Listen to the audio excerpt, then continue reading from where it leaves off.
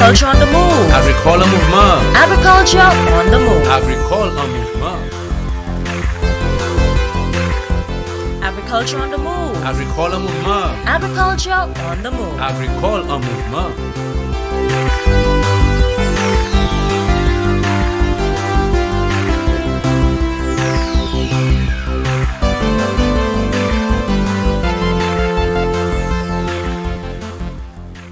Good day again, St. Lucia, and welcome to the program, Agriculture on the Move. I am Philip Sidney, your host. Today, we have with us a second time our Honorable Minister Ezechiel Joseph, who is the Minister responsible for Agriculture, Fisheries, Physical Planning, Natural Resources and Cooperatives, and presently he is our acting PM. I'm very privileged to be interviewing our acting PM in St. Lucia. Welcome to the program, sir. Thank you very much, Sidney, and I'm happy to be back. This one. I'm hoping that we can spend some time looking at the other program areas. Definitely. As it pertains to the ministry. Well, there are so many. We have to move on quickly. Yeah, part one, we exhausted banana industry. Yeah. Well, to a certain extent. Okay, Chief, let's go straight into one of the projects, and I think that is very, very important to St. Lucia and St. Lucians, which is the fruit and vegetable import substitution project. Tell us about this project. How was that project conceptualized? Well, I mean, we did some evaluation of our imports, and what we realized that every year our imports are increasing as far as volumes and the capital outlay.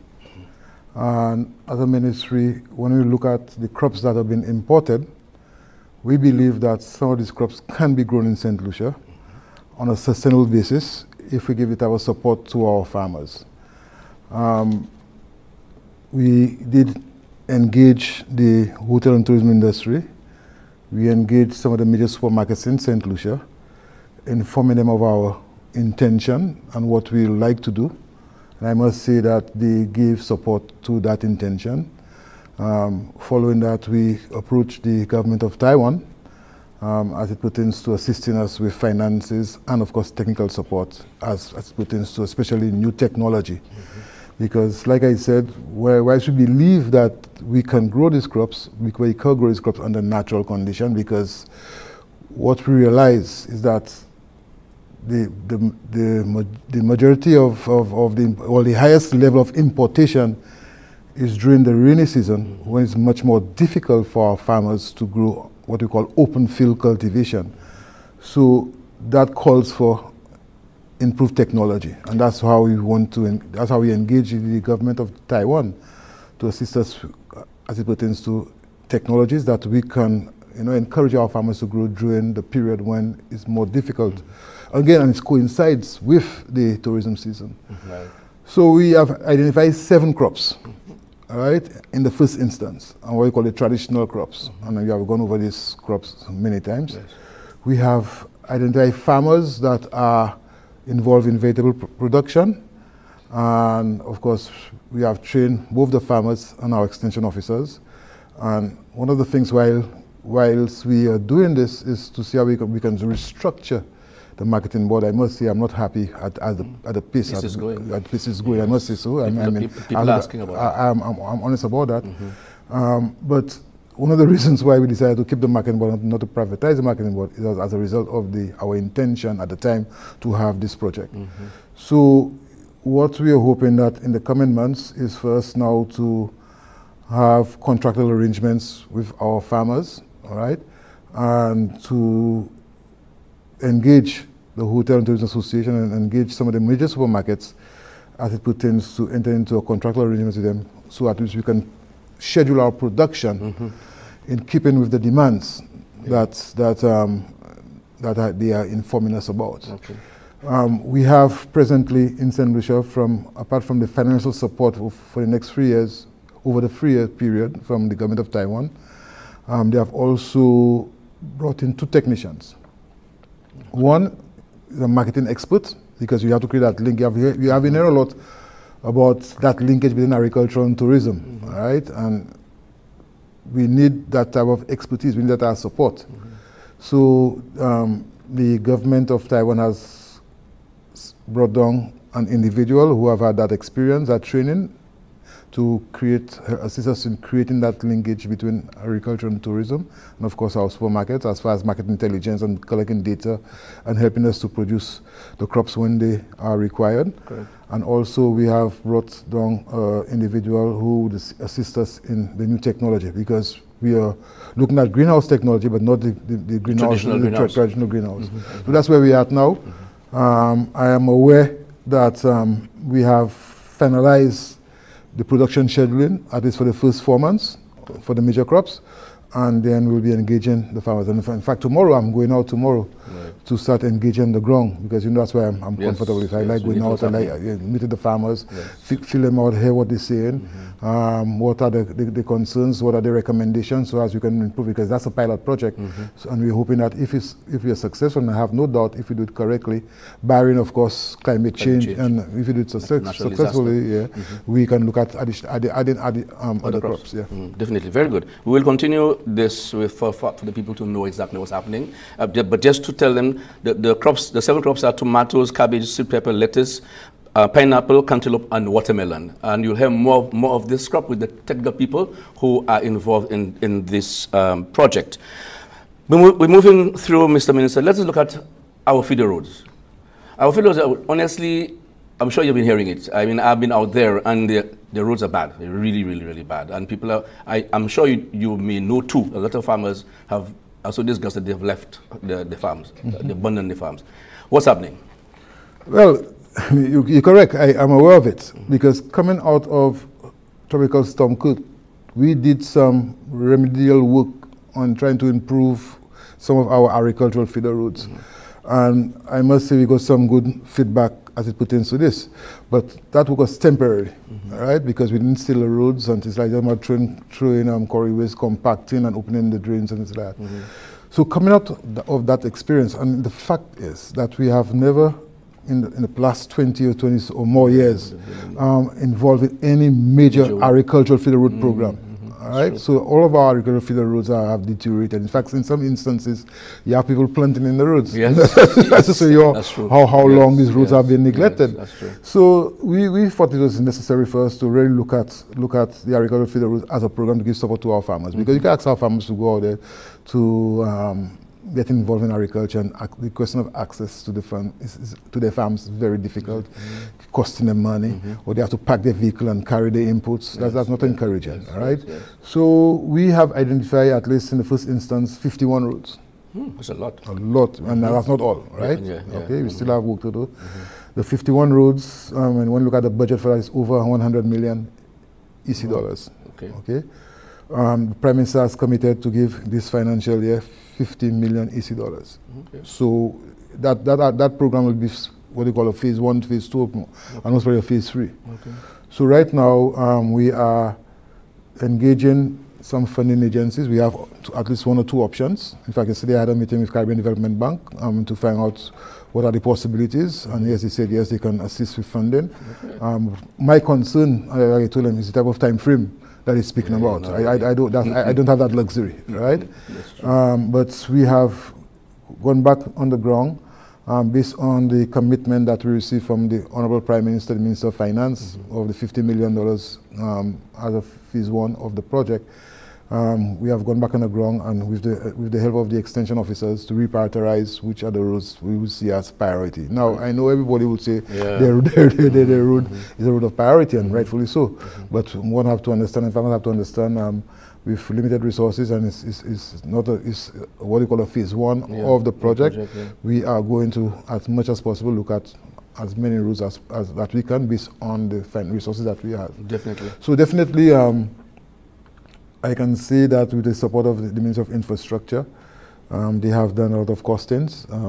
It's for us now to get the resources, to engage contractors, and to start the agricultural feeder road project. Beautiful. We are moving fast and furious. We are on our first break. Okay, no problem. You're watching Agriculture on the Move. Stay tuned. We'll be back soon. What's in the food you're eating? Do you really even even know all the chemicals and hormones used to accelerate their growth. All the artificial flavoring, sweeteners and colors too. We consume and we don't spare a thought for the damage that they'll do. No, think about the children. Think about the children. How will we save them? Chemicals and GMOs are not the solution. Use organic and join. Excessive agrochemical use, additives and genetically modified foods are harmful to health and the environment. Join the good food revolution. Grow, buy and consume organic. A message from Rise St. Lucia and the Ministry of Sustainable Development with funding from the GEF Small Grants Program, UNDP. The good food revolution. Welcome back to the program. Mr. Minister, we have been zeroing in on agro-processing. Like I've always said, and I'll keep on saying it, government cannot employ everybody. So it means, therefore, people have to be creative in the locale and come up with ideas. And I'm sure it has paid off. And we're talking about agro-processing. We started from the cottage industry, and it has mushroomed. Mm-hmm. We have, as far as I can recall, at the last World Food Day, about 40 persons came to exhibit, and that was a grand exhibition. And there are lots more out there that we are not aware of. Tell us the ministry's program moving forward with your agro-processing programs in mind. Well, I mean, agro-processing, what we call value added, is critical for us. We are very seasonal as it pertains to our production when it comes to tree crops. And when we are in production of the tree crops, mangoes, whatever, we cannot consume it. A lot is going to waste. And I've heard a lot of talk, Sydney, about what is the government doing about agro-processing, all right? And I mean, people seem to forget what we have done. A lot. We have done a lot as it pertains to agro-processing. In fact, I remembered when I was there the first time, we built 2 facilities. One in Fontaso, where we converted the old boxing plant in Fontaso into agro-processing facility, which government was managing at the time. And also, we refurbished a structure we had in Angers, all right, to convert it into agro-processing facility, all right? That's what we did during the time I was there. Since I came back in, we have now reopened the Fontaso, because we found it closed. We reopened the Fontaso agro-processing facility, we leased it to a private individual. We opened officially the Angers facility, where it's been leased to the rural women. The Eco Cluster. Eco Cluster. And now we have gotten additional resources to build a new facility for the Babonneau Rural Women Cluster. So that was we did as a government. But notwithstanding this, I mean, there are a number, like you said, there are a number of individuals who have taken it on their own to get involved in agro-processing and value added. And our last World Food Day, it really dawned on me that, look, we have a number of persons out there, I mean, gravitating to that initiative and are involved in agro-processing. I made a commitment to them that I believe there's need for us to give them support as it pertains to marketing, and I am still holding to that commitment. In fact, I have been discussing with the architect and the Prime Minister as to how we can accommodate them at the refurbished Castries market, because I think they need to have that type of support. Based on discussion with the chairman of Invest St. Lucia, he also mentioned that, look, there are possibilities to accommodate them at Point Seraphine. All right? Good. So in the coming weeks, next 2 weeks, I'm going to invite all these agro-processors to a meeting at Union for us to sit down and discuss the way forward as it pertains to that type of support. Because when you have persons, I mean, being bold enough and brave enough to go in and invest in this activity, I think as a government we need to encourage them and give them support. Because a lot of people talk about, oh, why don't you build big factories, right? But big factories cannot work in the central context. We don't have the volume of fruit underground to engage in a big factory, process in a big factory. And these big factories, what you call targeting certain crops. You will have a big factory to do only citrus. Right? And sometimes only oranges, right? But the small processors, they are more versatile. They can diversify. They can use the crops, you know, as they come into production. Right. So that is why we believe the question of the cottage type approach is the best approach for St. Lucia, and we must encourage those persons who are involved in it for them to continue. So that's why I'm really looking forward to that meeting with them.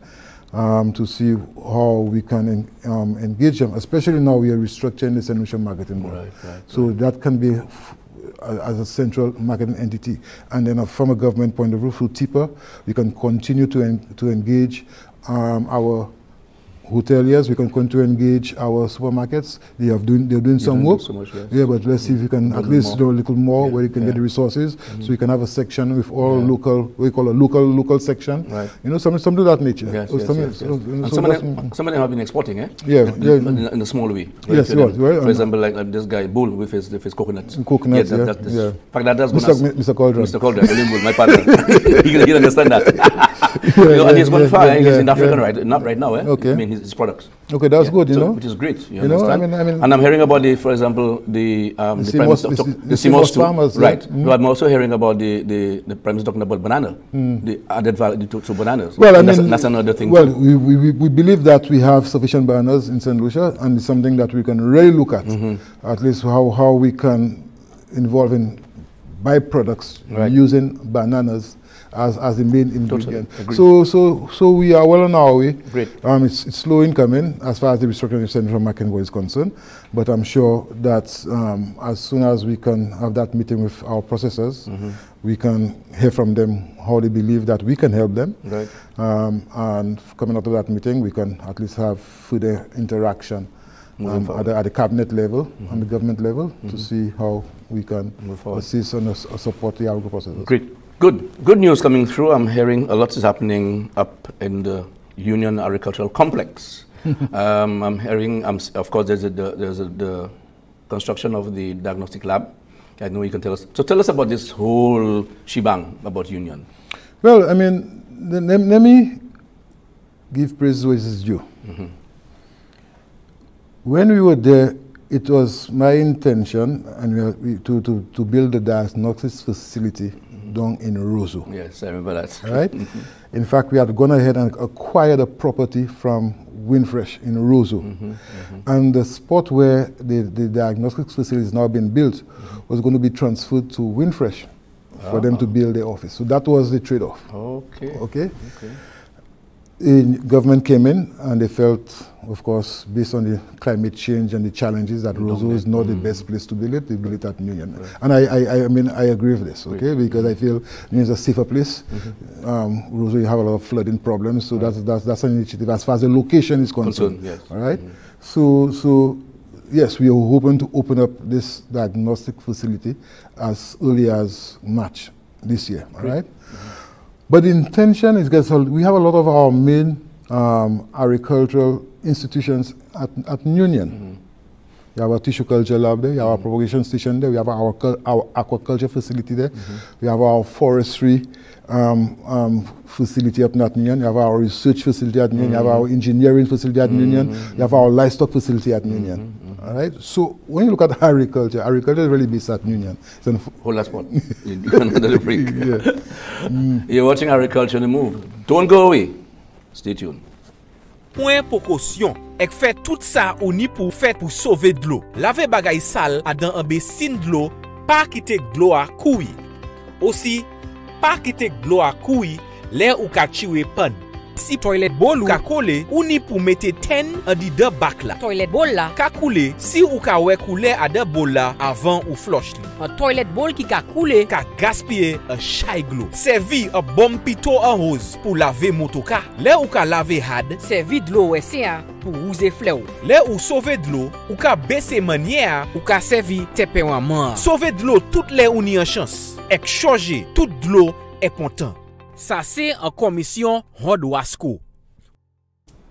Welcome back. Mr. Minister, anytime you speak about Union Agricultural Station, it goes back. It's a bit of nostalgia for me because that's where... Not only you, Sydney, for both of us, right? You know, it was when that seed was sown, man. You know, and blossomed to where we are today. With Calix George, honestly, and the list goes on. You know, Mr. Beaubray, Mr. St. Hill, and all. You know, the list goes on. St. Clair, Albert St. Clair. Man, it's a sad. And again, I'm sure you share the same thing I've said before. Now, I will still say on television. My good friend, my mentor, Mr. George, you know, he took our building and he gave it to infrastructure, which I believe that should be ours anyway. Well, I spoke with him about that, so that's gone. So moving on, I think you mentioned about the other, you know, areas in agriculture, the other programs that are up there, and you believe that Union should be an agricultural complex. So continue where you... In fact, when we were in government between 2006 and 11, I had that dream of an agricultural complex. Okay. All right? And at the time, we were looking at building it in cul-de-sac. Right. Building in cul-de-sac. We acquired 6 acres of land in cul-de-sac next to the RDC in cul-de-sac. All right? Yes. But remember I said the diagnostic facility was never agreed and things like that. So we were looking at cul-de-sac as the agricultural complex and our lab down in Roseau. That was the thinking at the time.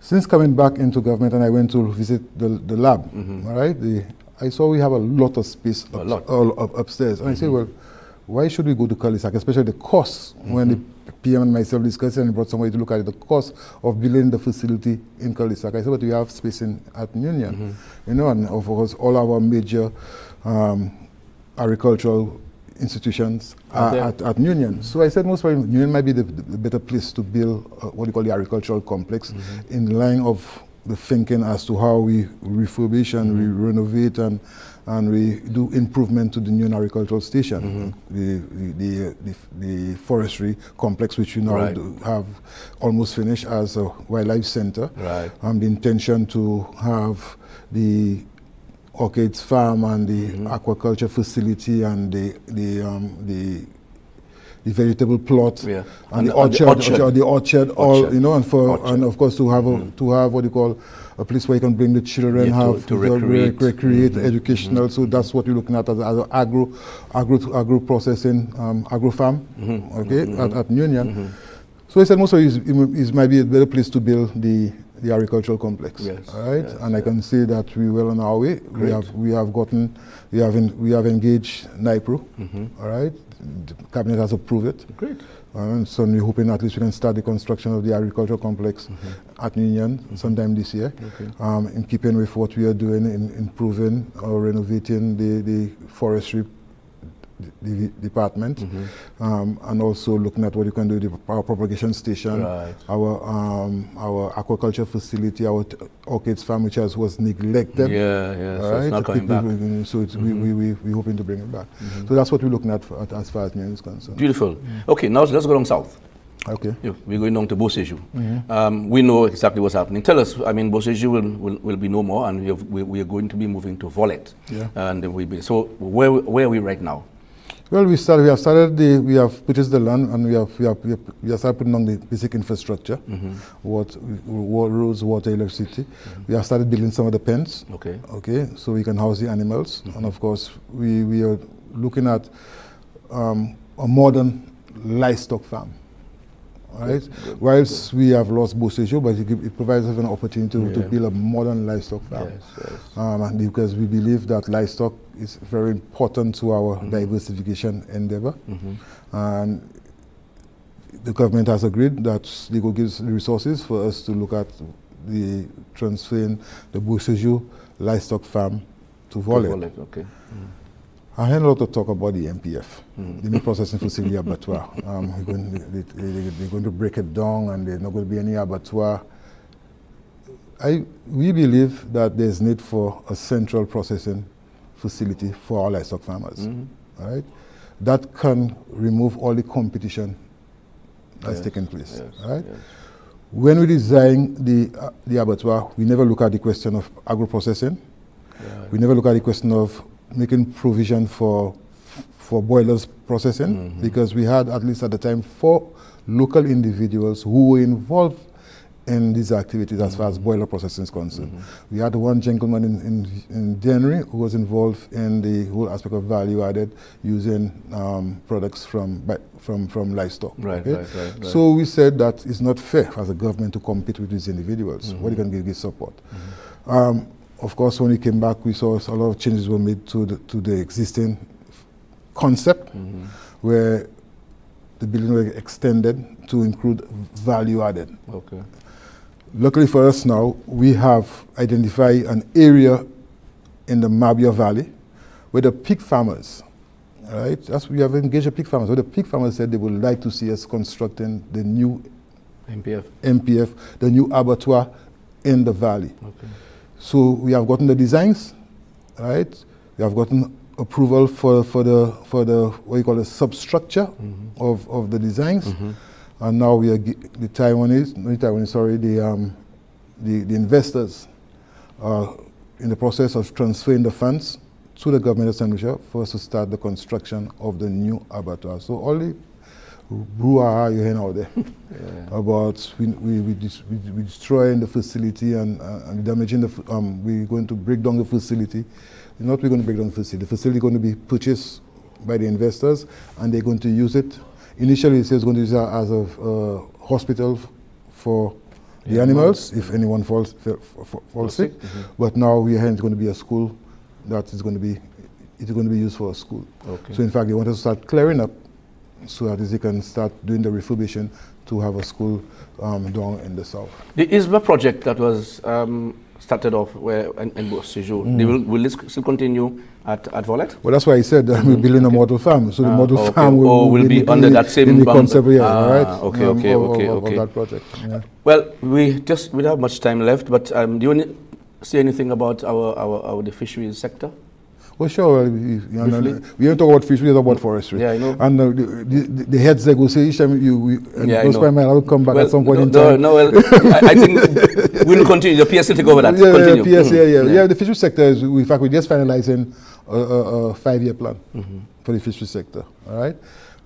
We have privatized the Fish Marketing Corporation. Correct. Yes. The feedback is very encouraging. The individual has engaged the ministry and have told us the type of interaction and programs she's putting in place to support our local fishermen.